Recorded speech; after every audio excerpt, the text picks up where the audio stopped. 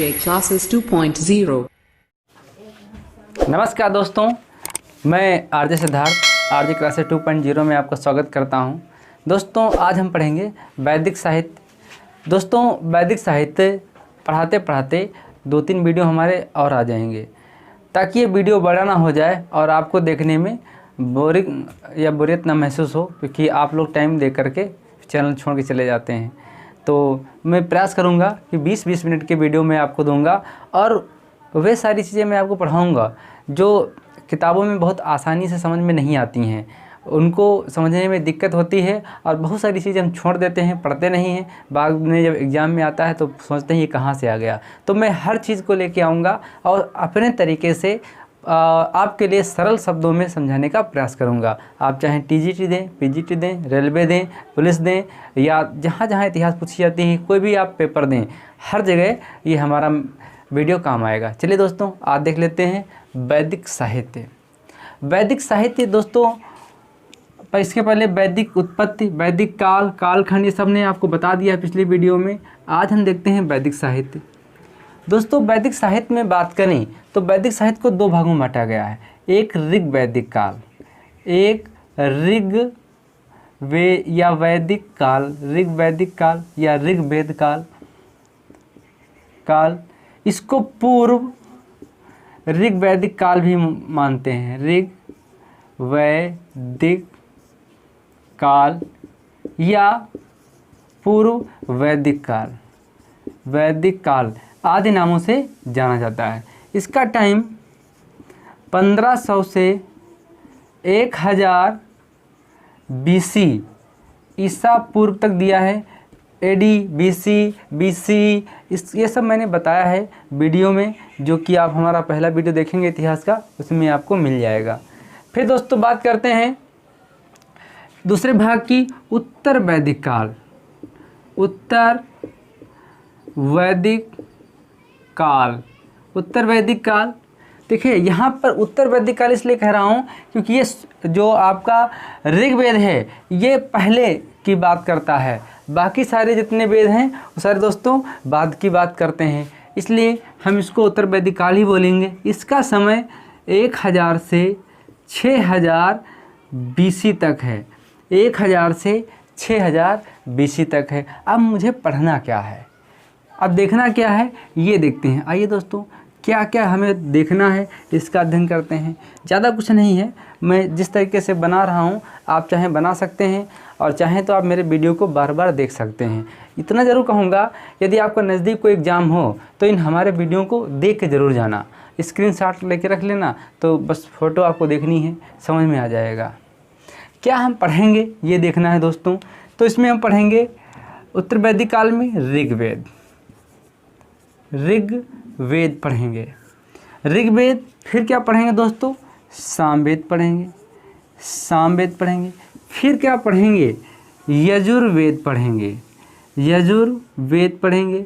फिर क्या हम पढ़ेंगे, अथर्ववेद पढ़ेंगे। क्या पढ़ेंगे, अथर्ववेद पढ़ेंगे। क्या पढ़ेंगे दोस्तों, अथर्ववेद पढ़ेंगे। फिर क्या पढ़ेंगे, आरण्यक, आरण्यक, आरण्यक पढ़ेंगे। फिर क्या पढ़ेंगे, तो उपनिषद पढ़ेंगे। क्या पढ़ेंगे, उपनिषद पढ़ेंगे, उपनिषद पढ़ेंगे। ये दोस्तों हम बात करें तो ऋग्वेद काल या ऋग्वेद एक ऐसा वेद है जो आपका पूर्व वैदिक काल के बारे में बताता है। बाकी दोस्तों ये जो आपके वेद हैं, ये तीनों वेद आपको उत्तर वैदिक काल के बारे में बताते हैं, ये नहीं बताता है। ये तीनों वेद आपके वेद त्रय में संबंधित हैं।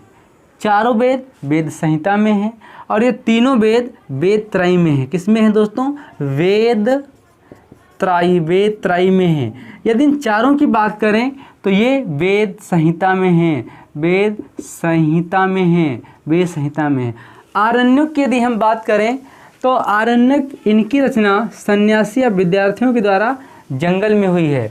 इनकी रचना सन्यासी या विद्यार्थियों के द्वारा जंगल में हुई है और ये सारी चीज़ों या ये सारे रचे गए इन वेदों को समझने के लिए। उपनिषद की बात करें तो उपनिषद 2 शब्दों से बना है दोस्तों, कौन, उप प्लस निषद। उप माने समीप, निषद माने बैठना, अर्थात गुरु के समीप बैठकर ज्ञान अर्जित करना। इनकी संख्या 108 है। उपनिषदों की संख्या 108 है, जिनमें से 10 उपनिषदों पर आदि गुरु शंकराचार्य ने भाष्य लिखे, अर्थात कमेंट लिखे हैं। आप एक पॉइंट दोस्तों देख लेंगे, भाष्य लिखें या कमेंट लिखे हैं। तो ये दोस्तों आपको समझ में आ गया होगा। फिर यदि हम बात करें वैदिक साहित्य में, और हम क्या देखेंगे, इस तरीके से देखेंगे। इसको हम मिटाए दे रहे हैं, इसके नीचे अब हम और बनाएंगे। आप हमारे वीडियो को देखते रहें दोस्तों, सुनते रहें, साथ में लिखते भी रहें। यदि आप नोट डाउन कर लेते हैं तो आपको दिक्कत नहीं होगी बार बार वीडियो देखने में। दोस्तों लाइट चली गई, इसको हम जला लेते हैं, फिर आप बात करते हैं आगे। चलिए दोस्तों आगे देख लेते हैं।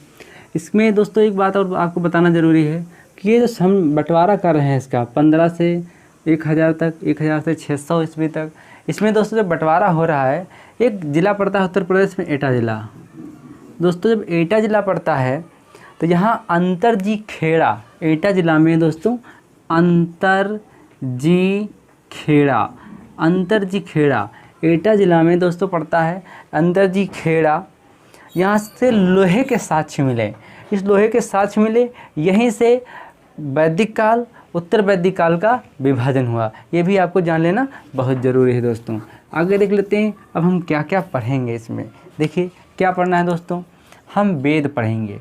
वेद कितने आपके हैं? 4 वेद हैं। कौन कौन सा है? एक आपका ऋग्वेद है, एक आपका ऋग्वेद है। दूसरा वेद कौन है आपका? सामवेद है। तीसरा आपका कौन सा वेद है? यजुर्वेद है। चौथा आपका कौन सा वेद है? तो चौथा आपका अथर्ववेद है। कौन सा? अथर्ववेद है दोस्तों। इनमें से ये 3 वेद, इनमें से जो 3 वेद हैं ये वेद त्रयी में हैं, और ये चारों वेद संहिता में हैं दोस्तों। तो ये हम नोट कर लेंगे।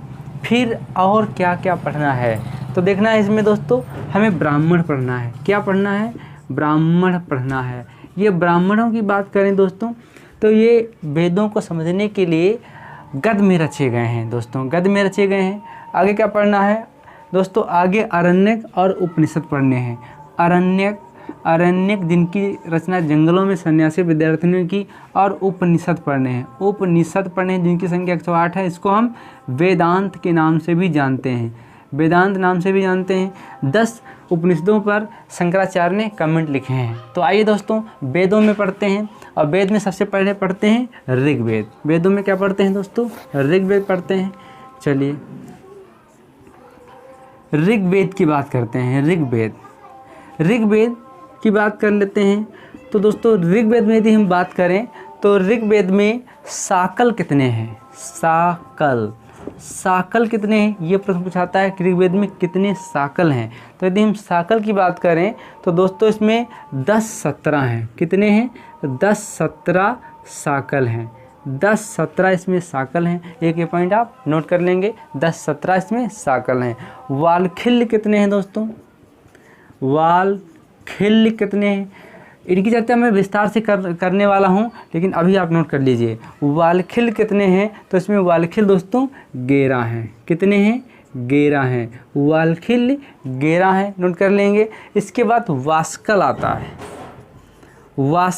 है। वास्कल कितने हैं दोस्तों? तो वास्कल इसमें 56 हैं। वास्कल कितने हैं? तो वास्कल इसमें 56 हैं। आप ये पॉइंट नोट कर लेंगे। फिर आगे बात करें दोस्तों, यदि हम आगे बात करें तो ऋग्वेद सबसे प्राचीन वेद है। क्या है? ऋग्वेद सबसे प्राचीन वेद है। एक ये पॉइंट आप नोट कर लेंगे, ऋग्वेद सबसे प्राचीन वेद है। अगला, इसका संकलनकर्ता कौन है? महर्षि। नोट कर लेंगे, महर्षि कृष्ण द्वैपायन कृष्ण द्वैपायन वेद व्यास। ये संकलन करता है इसके। कौन है? ये संकलन करता है। संकलन करता है, इन्होंने इसको एक पास रखा है, एक पास संकलित किया है। वेद व्यास कृष्ण महर्षि द्वैपायन महाभारत के रचयिता हैं, गीता भगवत गीता के रचयिता हैं। इन्होंने ये सारा काम किया कहाँ? तो मैं गर्व के साथ कहता हूँ भारत। भारत में कहाँ किया? यूपी। यूपी में कहाँ किया? सीतापुर। सीतापुर में कहाँ किया? तो नैमिष में किया। नैमिष मैं यहीं का रहने वाला हूँ।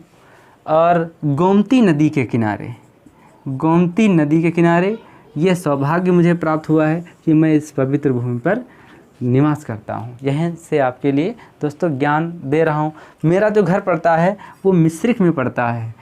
मेरे घर से 12 किलोमीटर दूर नैमिष है, वहाँ मिश्रिख पड़ता है। मिश्रिख में विश्व को बचाने के लिए जिन्होंने अपना वज्र, अपनी अस्थियां दान कर दी, गाय से चटा करके अपनी अस्थियां दान कर दी इंद्र जी को, जो इंद्र जी के हाथ में वज्र दिखाई देता है, ये दधी जी की हड्डियां हैं, रीढ़ की हड्डी है। ये दोस्तों कार्य कहाँ पर है? पवित्र कार्य, पवित्र बलिदान कहाँ हुआ? मिश्रिख में हुआ, जहाँ मेरा घर है। चलिए दोस्तों आगे हम बात कर लेते हैं। तो आपको ऋग्वेद के बारे में ये बातें समझ में आई होंगी।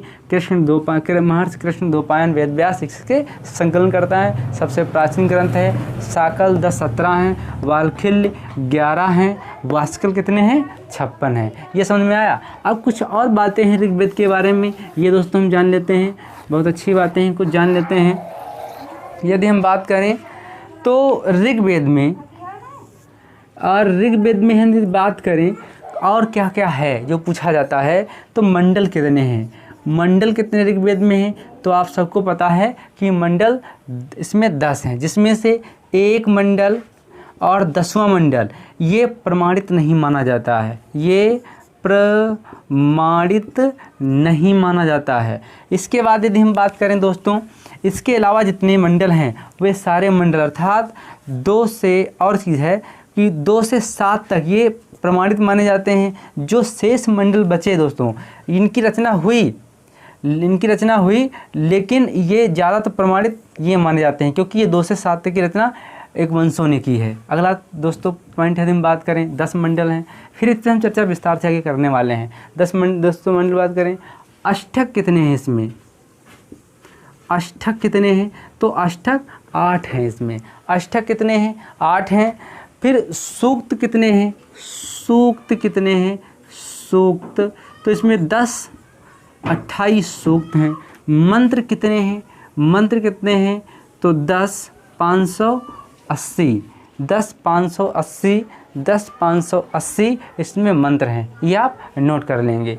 तो मंडल कितने हैं? 10, अष्टक 8 हैं, अध्याय। सूक्त कितने हैं? 10,28 हैं। मंत्र कितने हैं? 10,580 हैं।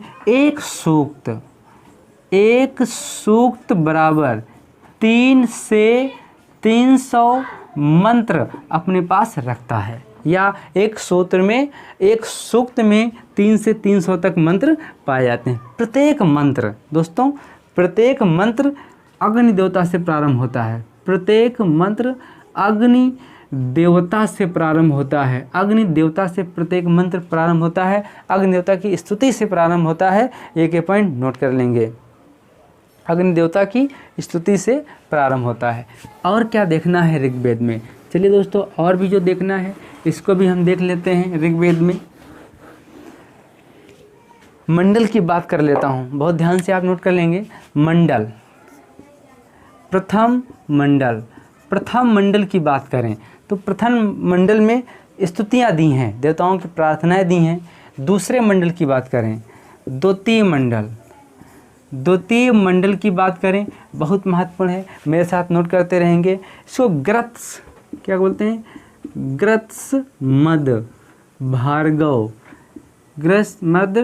भार्गव। दोस्तों इसको ग्रत्समद भार्गव के द्वारा इस मंडल की रचना की गई, इनसे शुरुआत इसकी की गई है। एक ये पॉइंट नोट कर लेंगे। तृतीय मंडल, ये दोस्तों पूछे जाते हैं। तृतीय मंडल की यदि हम बात करें, बहुत महत्वपूर्ण है। तो तृतीय मंडल विश्वामित्र के द्वारा रचित है, या कह सकते हैं तृतीय मंडल में विश्वामित्र ने गायत्री मंत्र की रचना की है। गायत्री मंत्र की रचना की है जो कि सूर्य की उपासना से संबंधित है, जो कि सूर्य की उपासना से संबंधित है। चतुर्थ मंडल देख लेते हैं। चतुर्थ मंडल देख लेते हैं दोस्तों। तो इसमें वामदेव का उल्लेख है। क्या है? वामदेव का उल्लेख है। चतुर्थ मंडल में वामदेव का उल्लेख है। वामदेव क्या हैं? तो वामदेव दोस्तों कृषि के देवता हैं। काहे? कृषि के देवता हैं, पशुपालन के देवता हैं। कृषि के देवता हैं, पशुपालन के देवता हैं। वामदेव चतुर्थ मंडल में है। अगला दोस्तों इसमें एक नाम आता है पृथुवैन्य। पृथुवैन्य एक नाम आता है, आप नोट कर लेंगे। कौन? पृथुवैन्य। पृथुवैन्य को दोस्तों कृषि का इंजीनियर कहा जाता है। कृषि का इंजीनियर कहा जाता है पृथुवैन्य को। कृषि का इंजीनियर कहा जाता है। आप एक पॉइंट नोट कर लेंगे। दूसरा यदि हम बात करें इसमें पंचम मंडल, कौन सा है? पंचम मंडल। आप मेरे साथ नोट करते रहेंगे। पंचम मंडल की बात करें तो दोस्तों इसमें अतियाँ हैं, सिर्फ अति हैं, मंत्र हैं बस।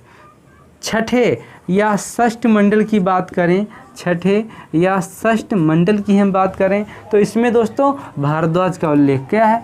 ये भारद्वाज है। इसमें भारद्वाज ज़्यादा महत्वपूर्ण नहीं है, इसलिए इसको लिखने की ज़रूरत नहीं है। अब 6 हो गए। अब 7वें मंडल की बात करता हूँ, ये आप नोट कर लें या स्क्रीनशॉट ले लें दोस्तों। चलिए अब 7वें मंडल की बात कर लेता हूँ। 7वें मंडल की हम बात कर लेते हैं, बहुत महत्वपूर्ण है दोस्तों। 7वां मंडल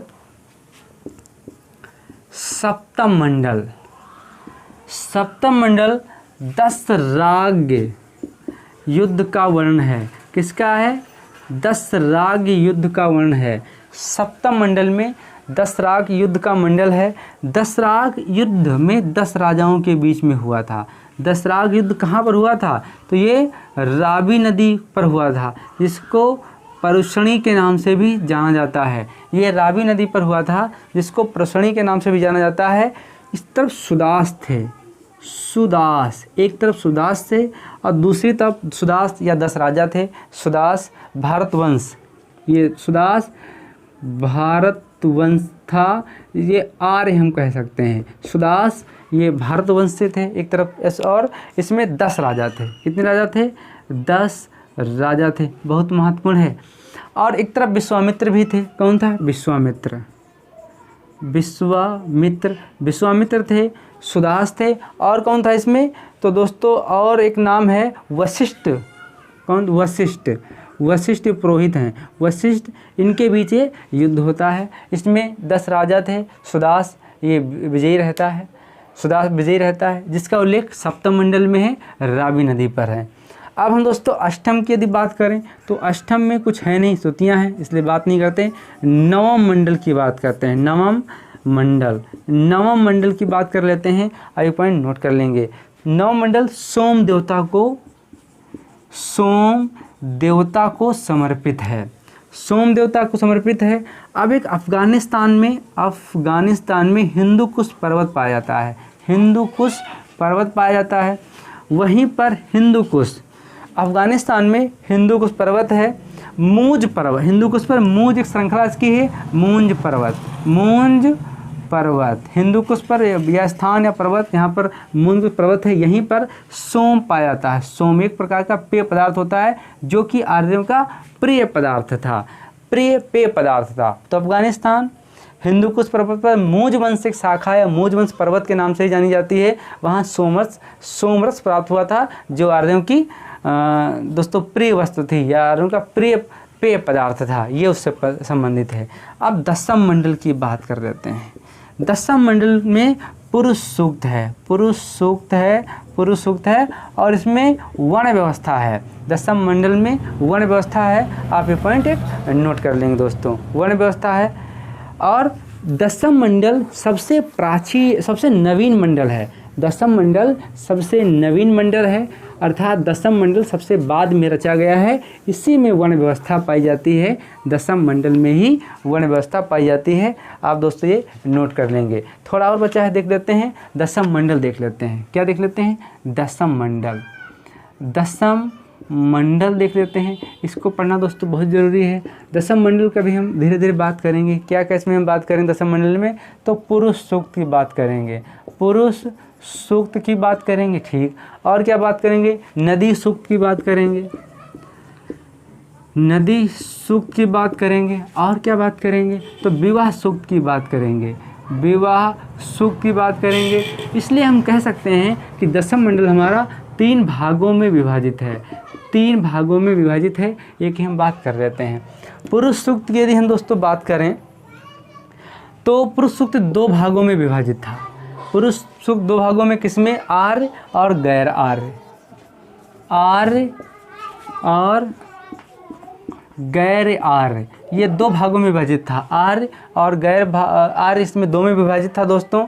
इसको हम गौर वर्ण के नाम से बोलते हैं। क्या बोलते हैं? इसको गौर वर्ण के नाम से बोलते हैं, गौर वर्ण के नाम से बोलते हैं। इसको भी श्याम वर्ण के नाम से भी जानते हैं। आप एक पॉइंट नोट कर लेंगे, ये सारे एग्जाम में दोस्तों पूछे जाते हैं, के नाम से जाना जाता है। अब यदि इसमें बात करने वाली की बात करें तो प्राचीन जो ऋग्वेद है सबसे प्राचीन वेद है। इसका संकलन करता कृष्ण महर्षि कृष्ण द्वैपायन वेद व्यास थे।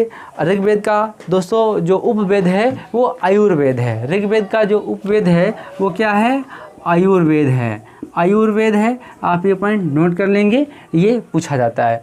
मैं और बात करूँगा कि ऋग्वेद में किस किस का उल्लेख है, ऋग्वेद को जो गाता है उसे क्या कहा जाता है, और ऋग्वेद का समाज कैसा था, ये सब मैं बात करूँगा। वैसे यदि हम बात करें ऋग्वेद को जो गाने वाला था ये होत्र या होता था। क्या? ऋग्वेद को जो गाता था उसको होत्र कहते थे या होता कहते थे। ये पॉइंट आप चाहे तो नोट कर लेते हैं ऋग्वेद में। अब ऋग्वेद में दोस्तों हम सीधे सीधे और बात करेंगे इसमें किसका किसका उल्लेख है, नदियाँ का उल्लेख कितनी बार है, या ऋग्वेद में कौन सा शब्द कितनी बार आया है, इन चीज़ों की बात करेंगे। हम एक चार्ट बना चुके हैं, वो आपको चार्ट दे देंगे किस तरीके से हमें पढ़ना है दोस्तों। तो मैं आशा करता हूँ कि आज का इस सेशन आपको समझ में आया होगा। अगली वीडियो में अगली कड़ी के साथ फिर मिलते हैं, तब तक के लिए नमस्कार, धन्यवाद।